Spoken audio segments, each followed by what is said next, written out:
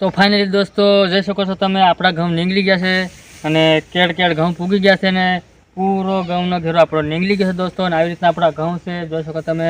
તો આપણે બ્લોકમાં તમે આગળ જોતા રહેજો બ્લોક, આપણે તમને બતાવતા રહીશું કેવી રીતના આપણા ઘઉં છે તે. તો જય માતાજી દોસ્તો, સ્વાગત છે તમારું મારા એક નવા બ્લોકમાં. આજે આપણે ફરી પાછા આવી ગયા છે ઘણા દિવસ પછી આપણા નવો બ્લોક લઈને. આજે આપણે પણ પાછા પાણી વાળતા બ્લોક બનાવીએ છીએ અને જોઈ શકો આપણે પાણી હાલે છે. અને અત્યારે તો ઘઉં નીંગલીને મોટા થઈ ગયા છે, કારણ કે અત્યારે તો ઘઉં આપણા વધતા જ જાય છે. જોઈ શકો પાછળ તમે, આ બીજું ખેતર છે, આમાં નીકળી ગયા. અને આ તમે જોઈ શકો ઘઉં આવી રીતના થઈ ગયા છે. આપણે હજી આના પછી આપણે બે પાણી પીએ દોસ્તો, પછી પાણી મૂકા છે. તો આવી રીતના આપણા ઘઉં થઈ ગયા છે ને. તો આગળ તમે બ્લોકમાં બનાવી રહેજો. તો દોસ્તો જોઈ શકો છો તમે, ધાર્યું અને કુવાડી લીધેલી છે આપણે, કારણ કે અત્યારે આપણે ગયા હતા લાકડા કાપવા માટે. લાકડા કાપીને આવી ગયા પાછા પાણી વાળવા હતું. તો જોઈ શકો તમે, કુવાડીને ધાર્યું આપણે ખંભે મારી લીધું છે, કારણ કે લાકડા તો કાપવા પડે, કારણ કે પછી ઉનાળામાં કાપવા ન પડે. ઉનાળામાં તડકો બહુ અત્યારે કપાઈ જાય તો સારું, કારણ કે આખા વરામાં આપણે બાળવાટું લાકડા જોતા હોય કે અત્યારથી ભેગા કરવા પડે દોસ્તો. આ ઘઉં હજી આપણે નીંગળતા આવે છે અને આ બાજુના આપણે પાણી ચાલે એ નીકળી ગયા છે, જોઈ શકો તમે.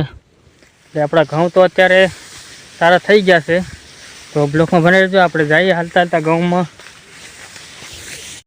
અને દોસ્તો જોઈ શકો છો, આ છે આપણી વાડી દેખાઈ.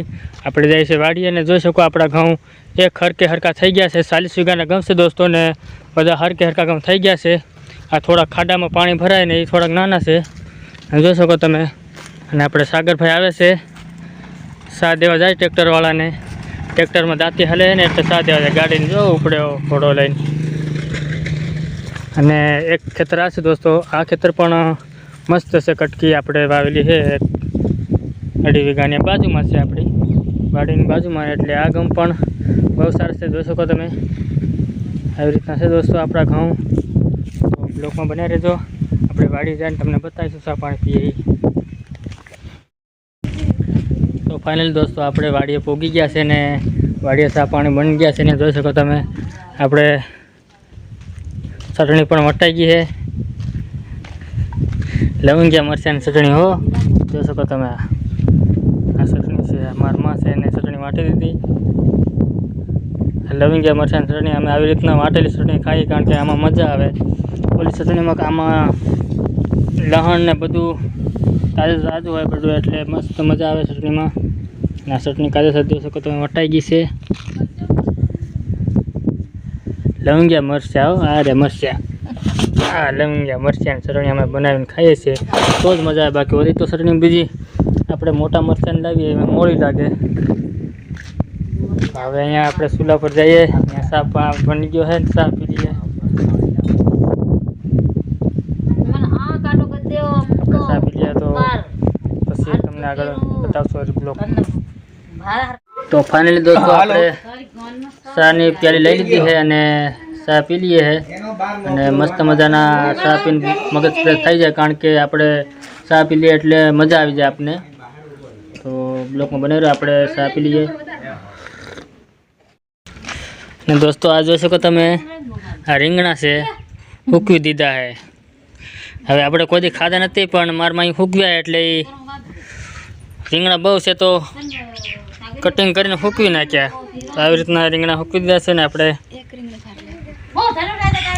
જોઈ શકો તમે. તો દોસ્તો આપણે જઈએ સીડીમાંથી, કારણ કે આપણે ઉપરના માળ ઉપર રહીએ છીએ.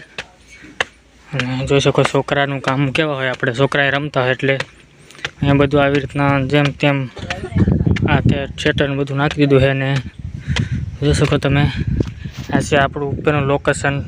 ઢાબામાંથી ચડી ગયા છે, આ ઉપરને બીજો માળ છે આપણો. તો અહીંથી તમને બધું બતાવું. આપણા ઘઉં ને ઓલું ખેતર ખાલી દેખાય કપાસ હતો, અને આ છે આપણા ઘઉં. અહીંથી આમ નામ છે આપણા ઘઉં, ઓલો શેડો દેખાય ત્યાં સુધીના. આ છે આપણા બધા ઘઉં. અહીંયા બાજુમાં આપણે આગળ વાવેલા છે. તો દોસ્તો અત્યારે પવન બહુ આવે છે અને અવાજ આવતો છે પવનનો, તો માફ કરજો દોસ્તો, કારણ કે અત્યારે પવન છે તો આપણે સ્લેબ ઉપર ઢાબા ઉપર ચડીને ઊભા છે, તો પવન તો આવશે દોસ્તો. અને આપણો આજનો વિડીયો દોસ્તો કેવો લાગ્યો કોમેન્ટ કરજો. અને અને હવે આપણે નવેસરથી પાછા બ્લોગ બનાવવાનું ચાલુ કરી દઈશું, કારણ કે કામથી કામ બ્લોગ નાખશું ને આજે આપણે શરૂઆત કરી છે તો આપણો બ્લોગ થોડોક નાનો આવશે, તો માફ કરજો દોસ્તો. અને આજનો બ્લોગ બસ અહીં પૂરો કરશું ને બધાને જય માતાજી દોસ્તો.